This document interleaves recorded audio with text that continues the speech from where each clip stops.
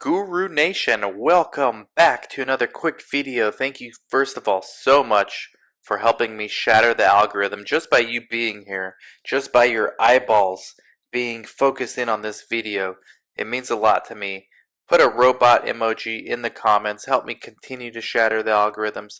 Like, subscribe, share, and comment either any comment or a robot. If you don't know what to comment, put a robot. We love robots around here. I got a question today from somebody who texted me at 949-415-6256. They said, can you do a video on how to manage the burnout slash stress that accompanies this field? I'm currently a coordinator and would like to pursue clinical research as a career, but there are times when I feel overwhelmed. Thank you. So, yes. Isn't this a great question? Because there's entire industries built around this topic of stress management. There's life coaches, Tony Robbins, different people out there trying to tell you how to manage stress. Look, there's no denying it. This is a stressful field. It's a very demanding field. There's a lot required from people with very limited. So research is at high demand and very low supply of qualified personnel, and nobody in the industry, I shouldn't say nobody, very few stakeholders in the industry want to take the responsibility upon themselves to train. Like, we have CRA Academy, CRC Academy. I don't want to keep doing these shameless plugs, but I will. CRA, CRC Academy, we designed those to train our own staff, right? And then we realized, okay, other people want to get trained too. We have an investigator-initiated trial CRO. It's great to have interns work on that. A lot of it is scratching our own itch. Bottom line, rather than most companies, I don't care where they're from, sites, CRO sponsors, rather than investing in their own training, because that takes time, and they're trying to look to extract return on investment, ROI, they rather just give more work to their existing employees and pay them a little more, right? It's still cheaper than building your own training and then bringing on new staff. It's cheaper to just give your current employees a little more, maybe give them a little more vacation time here and there, pay them a little more, 10%, 15% more once they've been experienced, and then just give them, drown them in work. It's extremely frustrating. It's extremely overwhelming. Whether you are, CRA, if you think CRC, and we're not here to compare who's suffering more, but CRAs, if you compound the amount of stress levels that busy coordinators have, but compound that with travel and having to meet deadlines for their reports, they're stressed out of their eyeballs, right? And I think whether you're a coordinator or a CRA, there's no way to avoid the stress. Stress is there, but there are things you can do as far as knowing thyself. To thine own self be true. So the way I get through stress is I always think about, okay, well, what am I working towards? Is it just for the income? Because if it's just for the income, if you don't have a real plan for your career, other than, hey, I just want to make a stable income, and there's nothing wrong with that either. You can do that by switching companies, right? Just job hop. One job to the next, to the next, to the next. They all need experienced people. They're all going to treat you good in the beginning. And maybe you'll find a company where they do manage stress better. The workload is distributed more efficiently amongst the staff.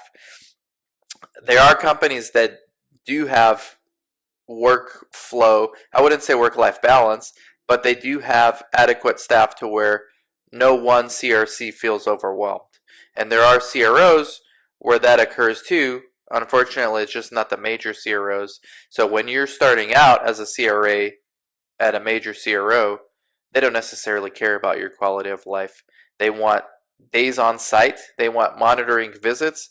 Once you gain seniority, then they start managing your stress and things like that, because they don't want you to leave, because they know that the alternative is you get fed up and you go work somewhere else, and the new company will give you a raise and maybe won't fill up your workflow as much as your other place for at least a year or 2 years maybe. That's the strategy. So if you're in that situation, like, and all you want is a salary, you can just job hop. There's the answer is there's no way to reduce burnout outside of things like meditate, exercise, but you're not asking for me to tell you that. And unfortunately, I have no answer other than to thine own self be true. What are you trying to get out of your career? And only you can answer that question. So if you're a CRC, what are you working towards in your career in addition to just earning a paycheck? Do you maybe want to be a CRA? Do you maybe want to be a project manager? Do you maybe want to be a site director? Do you maybe one day want to own your own site? What are you working towards? Because then the stress will never go away, though the feeling of being overwhelmed doesn't go away in research. Let's face it, it's not going to go away. But you can at least feel like you're putting in the energy towards something greater than your job. Your career, for example, is more valuable than your job. At least to you, it should be. So think about the higher end. Take a bird's eye view. Look at yourself. Look at where you are. Look at where you want to be in your career. And figure out, okay, the things that I'm doing, are they leading me towards, are they putting me closer to my goal? For example, CRC, site director, are they putting me closer to my goal? Yes. Okay, so maybe it's a little easier to do the stressful things because you reminding yourself, okay, I'm doing this because in 2 years I want to be a site director. Maybe now you can tweak, okay, is this the right organization for me to do that? Or am I better off at another organization where I'll still probably have the same stress levels, but at least I know I'm working towards something, which is my career, where I can advance my career. Maybe you want to be a project manager. Well, are you at a small site? Are you at an academic medical center? They have project managers at academic medical centers. They don't have them at small sites. Maybe you need to be at a CRO. Maybe you need to be at a sponsor. Maybe you need to be at an academic medical center. Or maybe you want to be a site owner. If you want to be a site owner, your best bet is to be a coordinator at a small site because you're going to wear many hats. And part of being overwhelmed is actually training and stress for when you're going to work for yourself as a site owner. Trust me, I understand burnout, I understand stress for CRCs. Now, try to be a CRC with that same feeling of being overwhelmed while not knowing where your next check is coming from, because that's exactly what's going to happen when you want to be a site owner, at least in the beginning. Everything's unstable. You don't know if the patients don't show up. If you don't get a study, you don't get paid. And it's the same stress levels. So there's no answer. There's no easy answer for how to manage the burnout stress. It's all up here. It's all mental. I know that a lot of people, including myself, when they can think of the bigger picture, how does this activity right now help me in my career?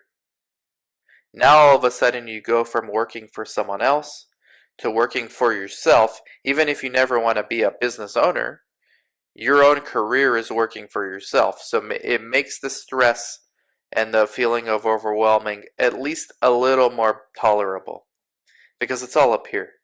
It's all up here. So if you're constantly burned out and constantly overwhelmed, I don't think that's normal.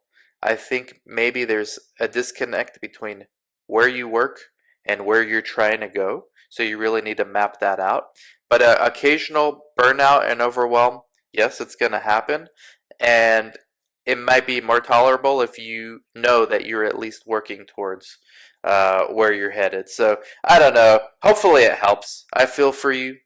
We all go through it. Having the bigger picture and having clarity over your career. Separate your career from your job. Think of it as two different things. Is your job helping you in your career? If the answer is yes, then sometimes the overwhelming and stress that comes with it is worth it?